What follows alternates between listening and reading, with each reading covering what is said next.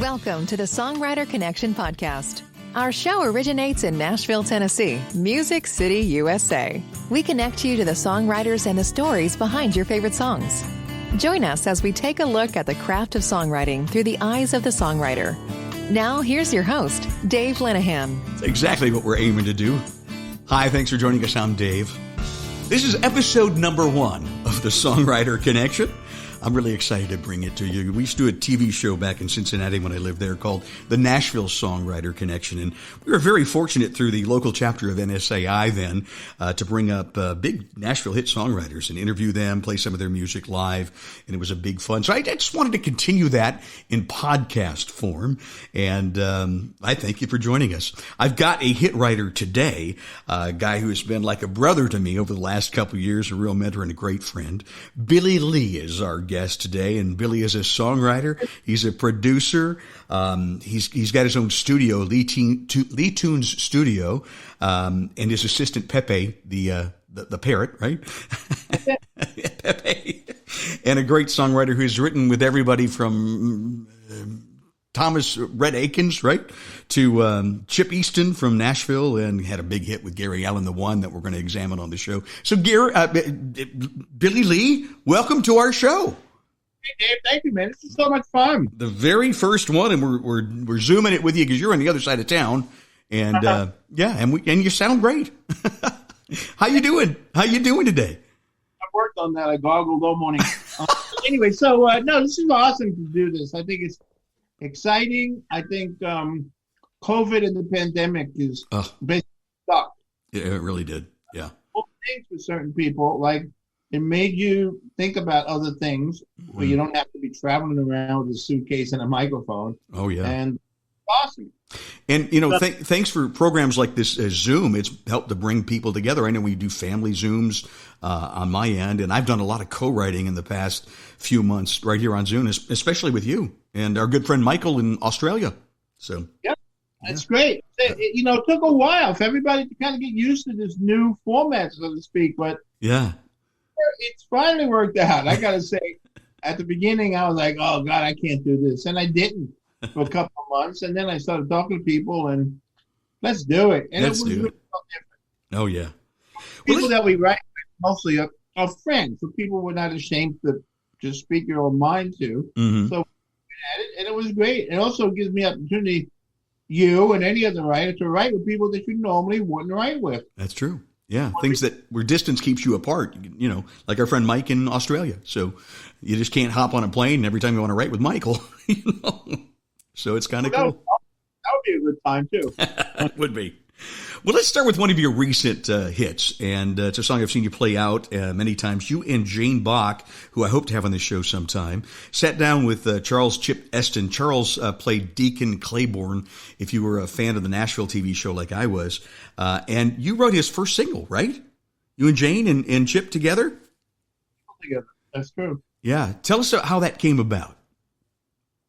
Well, I've known Chip for a long time, and Jane became real good friends with him. So I was in constant contact with Charles, Chip, whatever you want to call him, whatever he accepts. I just called him one day, and I said, hey, what are we going to write?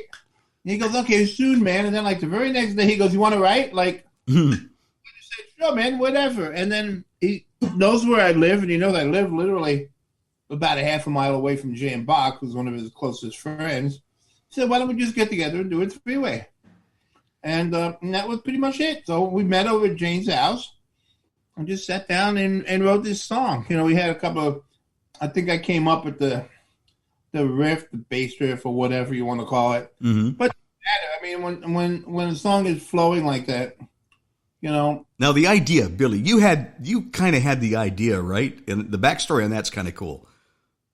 Well, the backstory I'm trying to remember everything, but it had to do with in my nice little studio that I'm in right now, and you've been in it because I'm producing your record. Mm-hmm. And about that, yeah. People would leave stuff. I mean, come on, it's just like me and the console and a TV screen, and people would leave. They would leave jackets. They would leave coats. They would leave gloves. They would leave scarves, glasses, earrings. I mean, people. And then what's interesting, as I always found it funny, Because when I would call up anybody that was in my studio for like up to a week, nobody claimed this stuff. And I thought it was really funny. So I said to Chip something, I want to put a little box at the front of my studio, which is going to be 1.5 feet from the bathroom, and call it Lost and Found. And we could have people, and then we just talked about that. And then he said, that's like a great name for a song. For a bar. It's a great bar name. And I said, yeah, that's cool. So we pounded it together, but it couldn't be a fancy bar. Mm-hmm. It had to be a bar in a strip mall, Yeah. Tattoo parlor, and the hair supply place and the pizza place, had to be, that was the bar. Kind of a Cheers kind of thing, but Cheers was not. Cheers was an single standing building. This is just part of the landscape of a strip mall. In a mini mall. Well, let's play that song right now. What do you think? I want to, sure. This is Chip Eston, Charles Eston, and a song that Jane and Billy and he wrote. There you go. And there's a place around the block from here where you can drown all your troubles in singles and doubles, bad karaoke and beer. It ain't no Taj Mahal, it's just a little hole in the wall.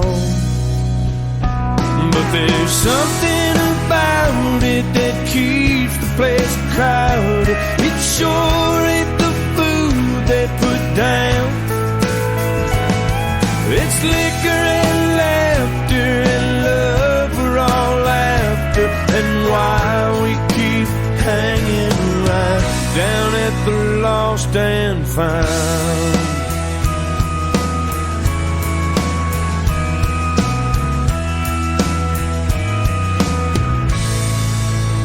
You'll know it's true right from the minute you walk through the door. We all been broken and lonely, but here we all know we ain't alone anymore. Yeah, there's something about it that keeps the place crowded. It sure ain't the food they put down. It's liquor and laughter and love we're all after, and why we keep hanging around down at the Lost and Found.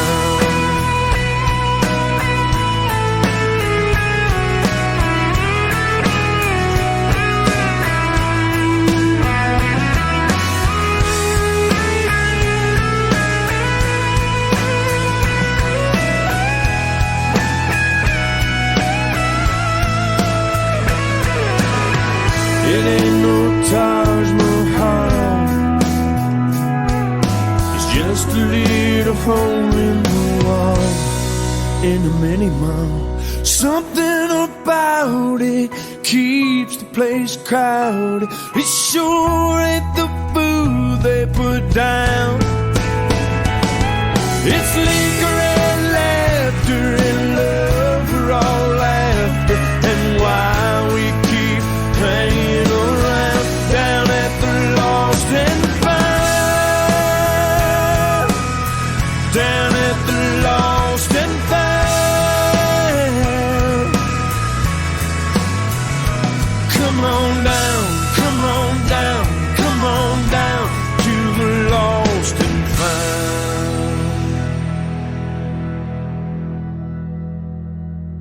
That is Chip Aston and Lost and Found. A song was written by our guest on Songwriter Connection, Mr. Billy Lee. And what a great song it is. I love the line, bad karaoke and beer. So I'm curious, who came up with that one? That was definitely Chip. Was it Chip? I can't remember who wrote everything, but it doesn't really matter. It doesn't. Yeah. It's a great song. When I hear that song, mm-hmm. realize how fast I actually play when I play it live. I was thinking that too. You pick it up just a little bit, don't you? You know what's really cool? Chip has been playing a lot in the Grand Ole Opry, and the first night he played, he invited you backstage, didn't he? Well, that was an interesting thing. The song already started hitting the charts, and Charles played at the Grand Ole Opry one night, and he said, "Hey, why don't you guys come?" I had literally, it wasn't that long, I had some serious back surgery, and I was a mess, you know. And Gary and Jane Bach picked me up in their car because I wasn't going to drive. And he had us backstage and everything. It was really cool because it was videoed. It was on a TV show from the Opry. And then it also, they did, the Opry does the stuff from the dressing rooms where him and the guitar player, Steve, and the piano player just were rehearsing the song. And it was great just like that, you know. And then he brings us on stage and says, you know, he gives a big shout out to me and Jane while we're up there. It was really cool. And it was great. Charles is a great guy, you know. What a great friend. I said years ago, he played on Broadway with my friend Judy Dozier, who was the keyboard player for Billy Idol. Oh, wow. And he was playing the part of Buddy Holly in the Buddy Holly story on Broadway. And Judy was Peggy Sue. Wow. That's funny. You know, my wife is just in love with him ever since the Nashville television show. And you played a gig with him once at the listening room and brought us back to the green room and introduced him. I thought my wife was going to pass out.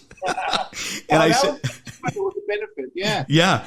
And I said, this is my wife, Patty. He goes, oh, well, this is my wife, Patty. And my wife's like, well, his wife and me have the same name.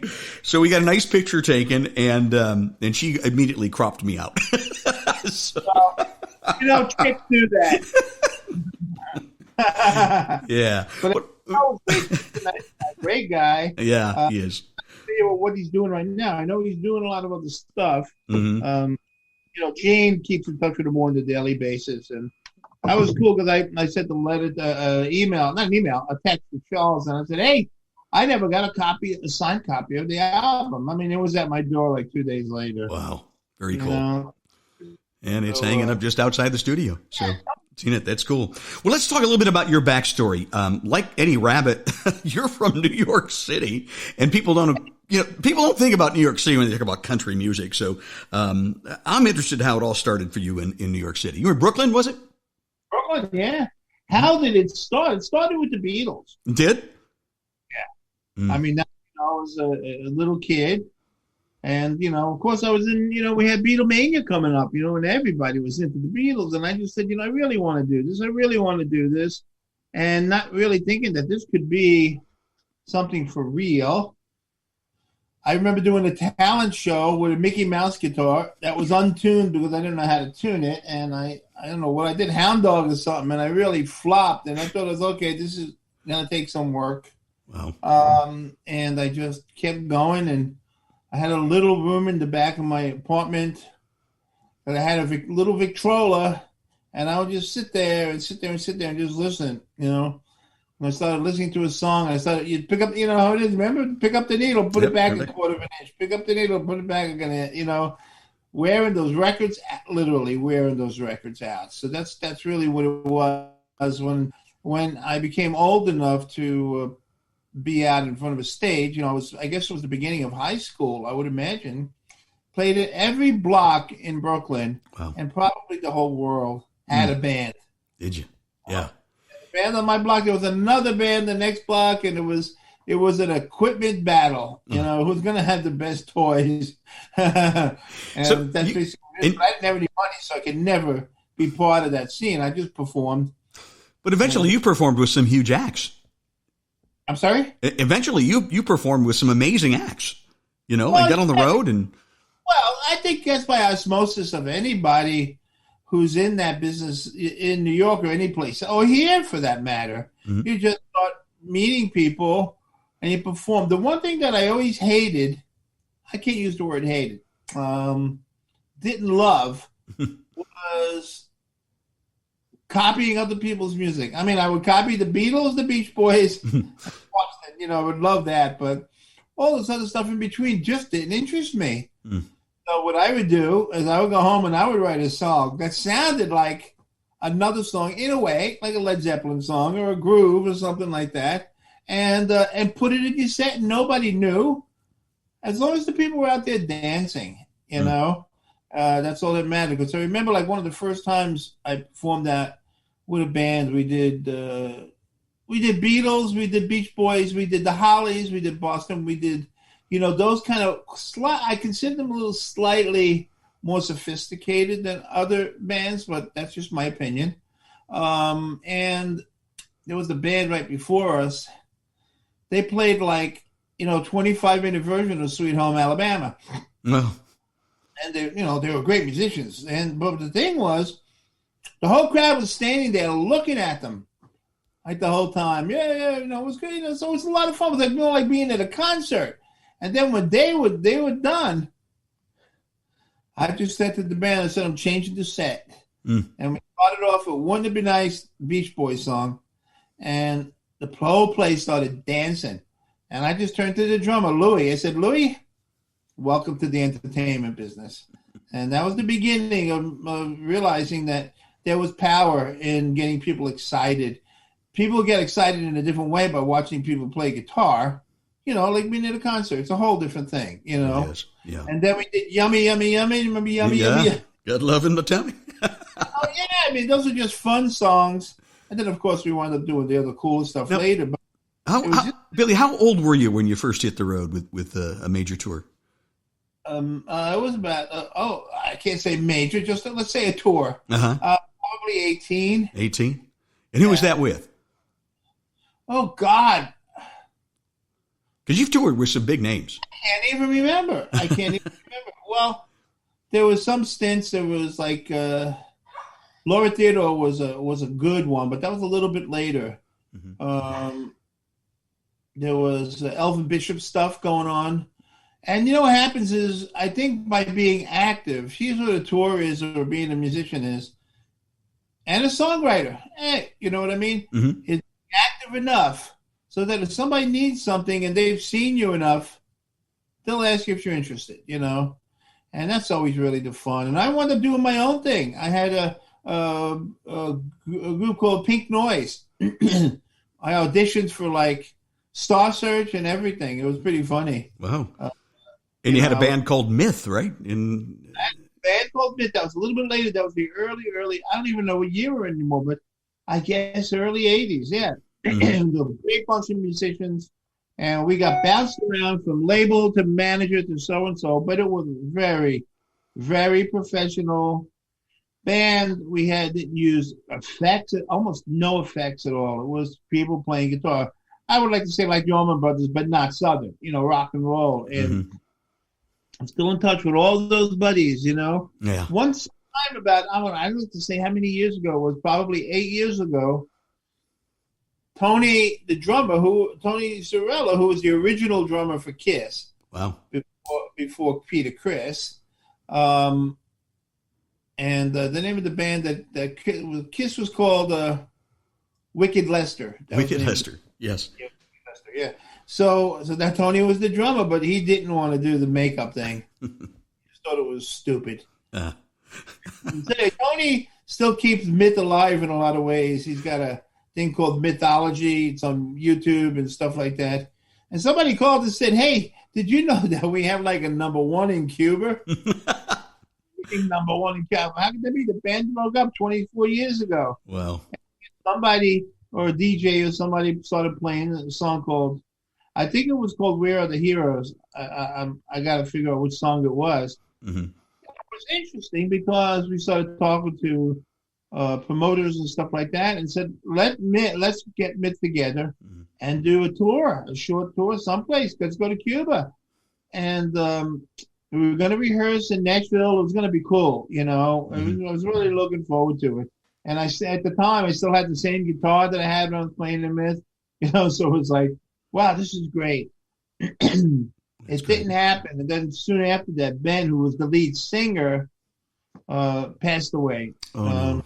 So that really pulled the plug and not even think about it. So, well, but it was great. Let's talk about how you go from New York and touring with all these bands like Delaney and Bonnie and who else? Toots and the Maytals, right? Didn't you play with them a lot? Yeah. and then to songwriting and eventually a great songwriter. And how did you, so it started with you'd write songs for the bands and start playing it, but really it became your thing. And I wrote songs for me. Mm-hmm. Billy Lee, but the name changed, Billy Lee. It used to be called, I used to be Bill Lee. Bill Lee. Okay. But at the time, famous bass player named Will Lee, right? Yeah. Right? The You don't problem be confused. is that before we had cell phones and stuff, there was a service called the Radio Registry. The Radio Registry was a service which, hey, I want to hire Dave Lenahan for the session. I would call Radio Registry and say, I need Dave for 2:00 tomorrow at blah, blah, blah studio. And the musicians would be calling into Radio Registry, 3 or 4 or 5 times a day. Hey, it's Billy Lee. Anything going on? Oh, yeah, you got this. Okay, cool. But the problem was that Bill Lee and Will Lee were too close. They would confuse the operator. Yeah. And it's funny because Will probably doesn't even remember these kind of things. But, Lil Lee was like one of the world's best bass players and a great singer. And then I show up, like with my Stratocaster and, what are you doing here, So was my manager at the time. Just said, make it Billy Lee, which was smart. Yeah. And plus, Billy Lee lived better in Nashville than Bill Lee. When did you move to Nashville, Billy? Well, I moved here. I bought my place in 2009, but I've been coming since 91. Mm-hmm. To write into play, right? Yeah. Okay. That's great. Yeah. Interesting because, boy, it was a different town, boy. It was, wasn't it? 91. Mm-hmm. Town in 2001. So what happened was I started looking at the charts with my co-writer Karen, who co-wrote the one with me, and we would always look at the business side of it and go, wait a minute, we're killing ourselves in the pop world, but look at the numbers in country. Oh my God, they're flying through the ceiling. I started listening to country, realized that it wasn't kick the dust off your boots anymore. It was groups like Brooks and Dunn excited me enough to make me want to come down here to check it out. Well, yeah. And it started coming. And then I would come at the beginning, probably every 2 months for 4 or 5 days. And then it became a point. And you'd play out, right? At places like the Bluebird and the Broken Spoke, and you would, right? Yeah. The Spoke was one of the first places that I played. And I remember, I think it was 92 or 93. 92, I think. I played on CMA night. And I just figured, nobody is coming. And it was really funny because the town appeared to be a little bit more hick to me than it is now because they had to rent limousines from other towns because we didn't have enough. Now it's kind of a whole different world. But I go, God, I'm playing on CMA. Nobody's going to show up. So that's a good time to play because I've never played here before. Let me see what it is. The place was packed. And I beamed my Takamine, went in there and started just doing what I do, and it was fine. It was comfortable. Well, I want to talk about The One. It was a huge hit in 2003, and I remember playing it on the radio a lot, and it was always one of my favorite songs. And a big song, really a career launcher for Gary Allan. And you talked a little bit about your co-writer. Tell us about how that song became about. You were co-wrote it with whom, by the way?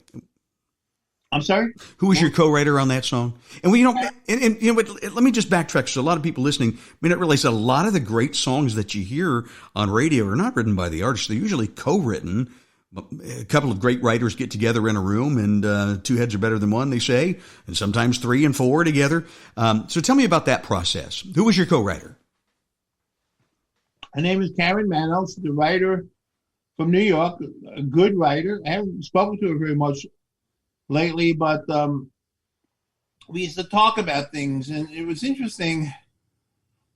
The song was basically an observance of what else was on the charts at the time. Mm.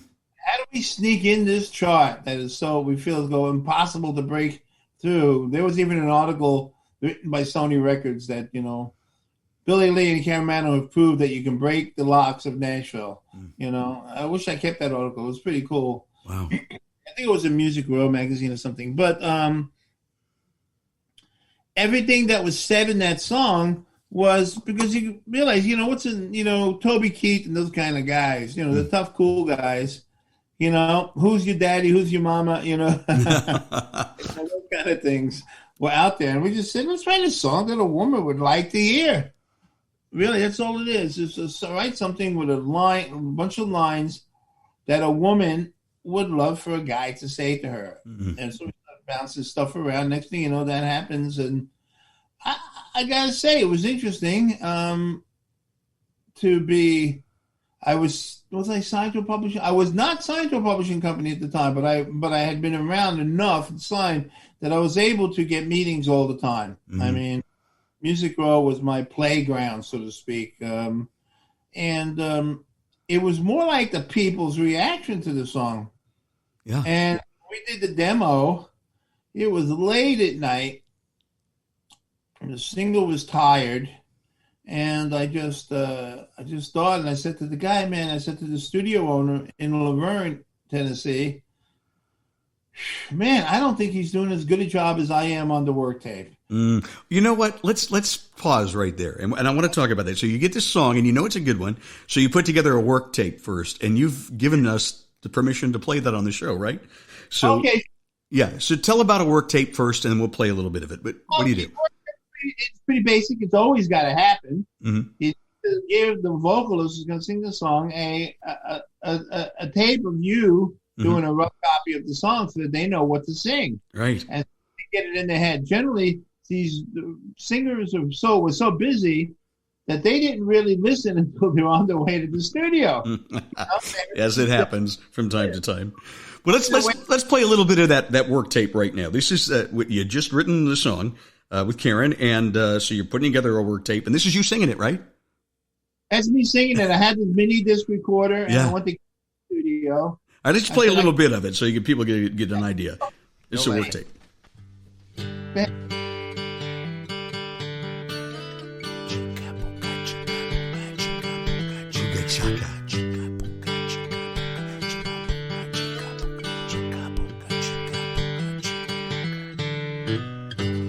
No rush, though I need your touch. I won't rush your heart. Even the work tape is great. Until you feel on solid ground. Until your strength is found. Girl, I'll fill those canyons in your soul like a river leads you home. Now, the interesting thing about that work tape, you started out with that ooga chaka chaka little thing in the beginning, which isn't on this demo that I'm going to play for you here in a little bit, but they came back and eventually used that in Gary Allan's production of the song, correct? That's correct. Yeah. Mark Ryder was the main producer with Tony Brown. Uh-huh. I mean, Tony Brown, yeah, big time. The biggest in the business was hightailing the song, and Mark was always an interesting guy because he always said he used to say to everybody, "Let me hear the work tape," you know. And sometimes you give him the work tape, and he say, "You know what? Get rid of all the crap. Just let me hear the guitar and the girl singing." You know. And I got you. I heard that, and it became part of the song. Now you got this. You have this great work tape, and now you're talking about going to Laverne and getting it in a demo form, so you can actually really pitch it to other artists.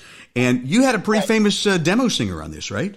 Who is it? Yeah, Buddy Jewell. He's still famous. Buddy Jewell, yeah, had some big country hits. And what was it like? He was a Nashville star or something. Was it a television show? Didn't he win? Or Nashville, whatever year that was. What was it? What was the show? Nashville Star. Nashville Star, yeah. So he's singing the demo here. Let's listen to a little bit of that, okay? Sure. I think it starts here. It's a little late coming in, but here it is, yeah. Buddy Jewell singing the demo for The One. And this is completely different. No rush, though I need your touch. I won't rush your heart until you feel on solid ground until your strength is found. About the same tempo, right, Billy? I'll feel those canyons in your soul like a river lead you. Buddy, of course, is just a tremendous singer.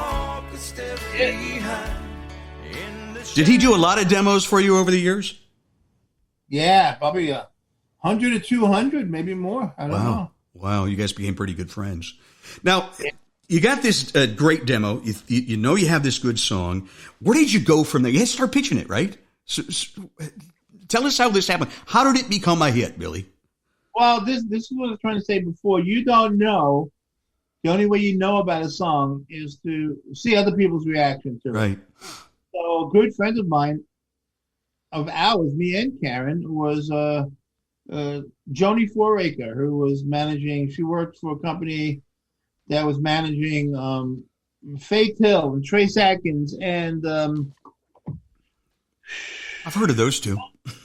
Keith Urban. I mean, him too. A small company. Yeah. And good friends. So we had a meeting with her like 11 o'clock that morning, and I didn't get through with that session until probably 5 o'clock in the morning.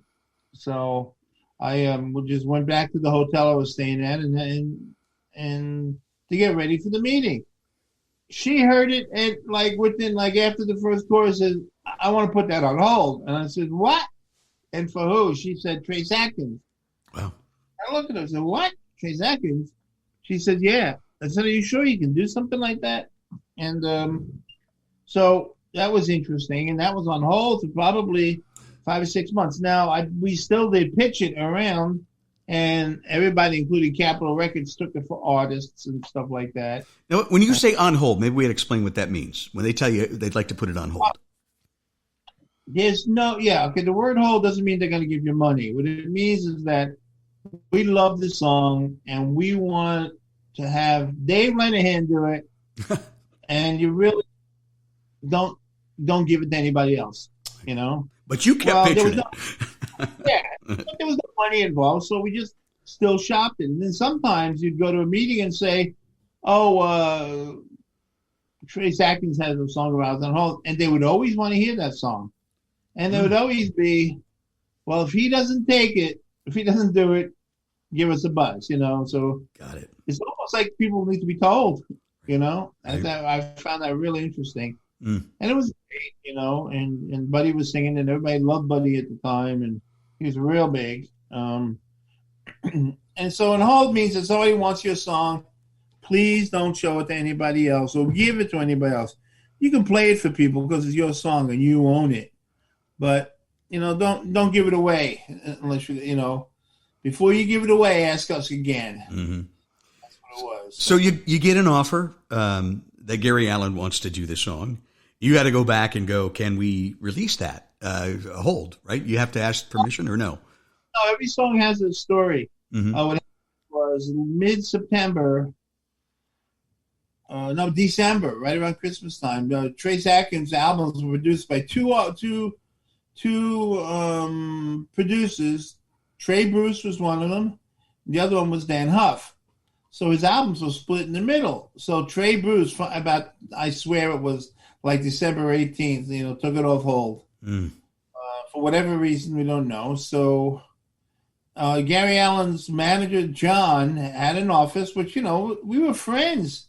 And we became friends. It had nothing to do with that song. But right next to him was Cindy, who was managing She Daisy. Her father was in the business, and she knew everybody. And I said, hey, what are you up to? She goes, well, I'm gonna have dinner with Dan Huff tonight. And I said, you're going to have dinner with Dan? Do me a favor. Can you give him this song? Mm. And she goes, sure. And so we had a DAT. She made a CD right then and there. And as she was making the CD, John passed right by the little kitchenette. He goes, hey, guys, what are you doing? I said, I'm just hanging out with Cindy here, making a copy so she can, like, you know, shove it down Dan's throat. And he goes, hey, that's a pretty good song. If Dan doesn't take it, let me know. Maybe Gary would want it. It was really that. You're talking about Gary Allan. Yeah. Well, you know? Yeah. And finally, we got a call from Tony Brown late at night on a Sunday. And I said, hey, I'm in a meeting here, and I have Gary, and I have Mark Wright, the other producer, Gary's manager, and Shane Barrett, who was the A&R guy at the time. And they're obviously in some sort of conference thing, and wanted to know if they could do this song. Can I fax them lyrics? Fax. That was even funnier. And, sent them the fax, and then it basically said, what are you going to do with it? We're going to record it. And I said, when? And tomorrow morning at 9 o'clock. I went tomorrow morning, and I'm like, man. Tomorrow morning? Wow. Tomorrow morning. This was Monday night. This was Monday morning they were going in to do it. And then I never heard. They just, and then never heard it or anything like that. Once I walked into the studio while they were packing up, and I heard some of the groove because they changed it quite a bit.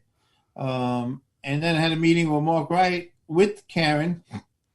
The cover. And Mark had these funny smiles on his face. He goes, I want you guys to hear something. And he plays his song so loud my nose was bleeding. And I didn't know what song it was until Gary started singing.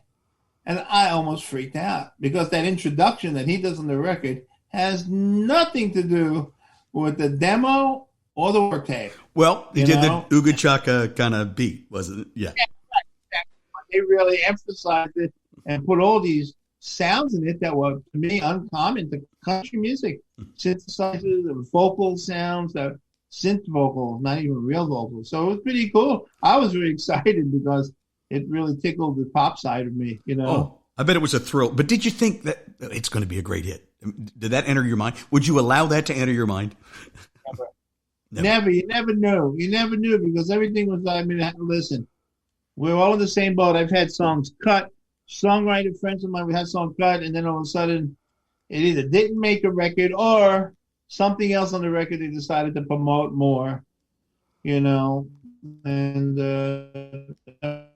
one night John called and said, all he just said was they were doing a thing called Pick and Flick, which used to be a thing on the radio, which they play a new song and the audience calls in. Right. Whether they should pick it to be a song or they would flick it and get rid of it. So we want Smash or trash, we used to call it.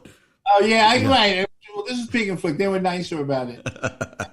and then John, and I don't remember how long it was in between, but it was between Christmas and Valentine's Day. Yeah. I guess you got the single. That's all he said. You got I think I almost had a stroke, but hey, it was cool. That's good. And then it just went. It just climbed the charts and it went crazy. So let's play it right now. This is the final version. I'm going to try to play this right now. Okay. Yeah, here we go. This is the one. Gary Allan is written by Billy Lee. Do I need your touch? I won't rush your heart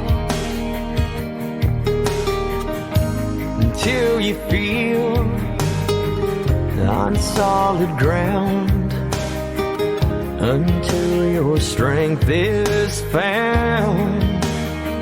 Girl, I'll fill those canyons in your soul like a river leads you home.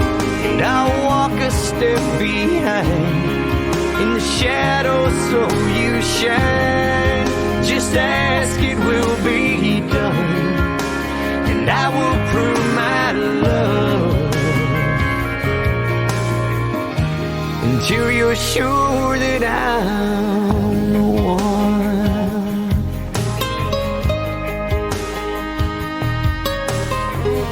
Somebody else was here before. He treated you unkind. Broken wings need time to heal before a heart can fly. Girl, I'll fill those canyons in your soul like a river leads you home. And I'll walk a step behind in the shadows so you shine. Just ask, it will prove my love until you're sure that I'm the one. Trust in me, and you'll find a heart so true.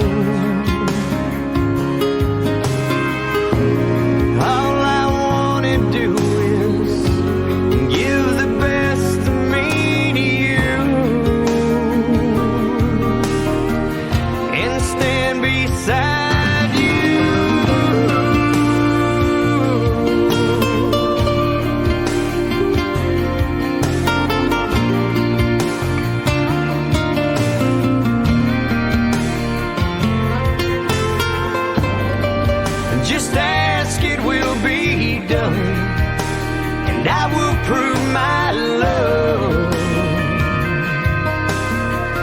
until you're sure that I'm the one.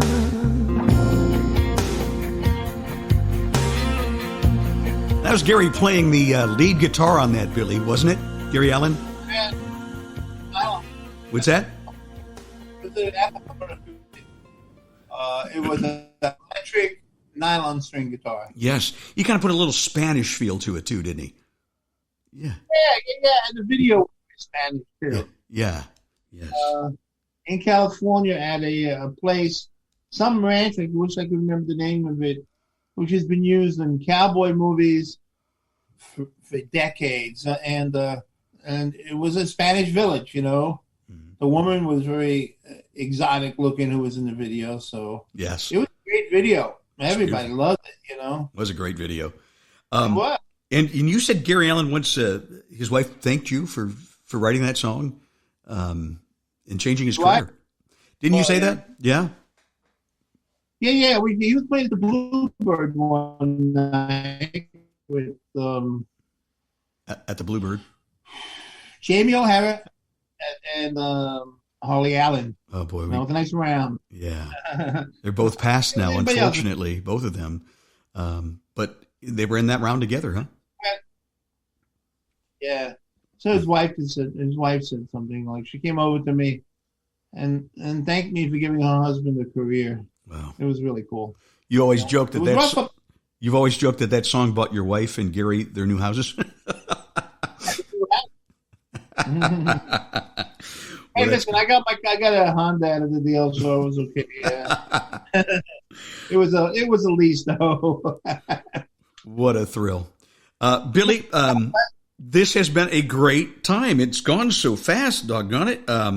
Maybe maybe we'll have to do this again sometime, really, really soon. I hope so. Anyway, thanks for being our first guest and talking about songwriting. Yeah. So we make a connection here. What's that? About 3 years. Yeah. I'm not gonna.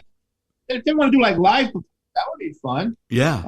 Next time, fun. The COVID will be past, and we'll have you here in my dining room. Like an hour already, right? Yeah. I guess we talk a lot. About 45 minutes. So, but yeah, next time we'll do it live in the dining room here, and we'll let you play some music. We'll set up another microphone over there. Yeah. Well, I think you froze out there on Zoom a little bit. Anyway, Billy, thank you so much. I wasn't frozen. Well, you are now. Well, that's what we do on Songwriter Connection. Billy Lee, our guest, and I want to thank you so much for joining us, and I hope you'll join us on our next show. It's very, very soon. Songwriter Connection. Great. Thank you for listening to the Songwriter Connection podcast. Find us on social media at Songwriter Connection. Also, listen to Dave Linehan's Nashville Connection radio show. It streams live every Friday morning on WOBL and WNOI. Look for us on Facebook and YouTube. See you next time on Songwriter Connection.